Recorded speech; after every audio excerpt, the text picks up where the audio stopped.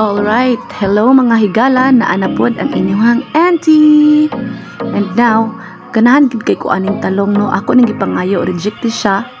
Ako ning gipangayo didto ilang Kuya Ricky hunayon kay nag-harvest man sila dugay na kay nako ning nagihangyo sa iya. And ang style nako ani is ako ang pirituhon lang. Taod-taod na gid ko naga-crave aning talong murag gatuig na. So karon akong gipapirito sa ako ang pag-umangkon nga si Alexa. Inunaani lang siya, ang gi-chop-chop. Tapos, hugasan, pirito diretso. Na. Lamian, dyan ko ang talong ba.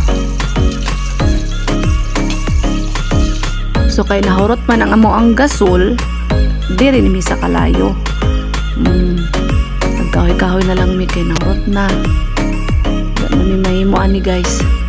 Muni proceed mi diri sa luyo, gitiwas dayon ni Dodong og pirito. Hindi man ta makapalit diretso og gasol kay 1K kaayo kapin. Diri na lang tang side. Daog gyapon ang panihapon namo ani. So karon nagpa-chop na sad ta og sitaw kang Dodong, no?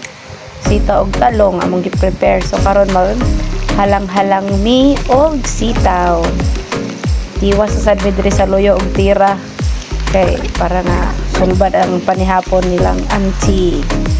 Muna siya guys, among gigisa una ang chicken, no? Natay panakot, aho, sibuyas, loy, pepper, and now muna siya ilumdan ang sitaw. Gikan gyapon na dadto ilahang Kuya Ricky, pero ang naghatag ani si ihang mama si Auntie Elena nga hunayon.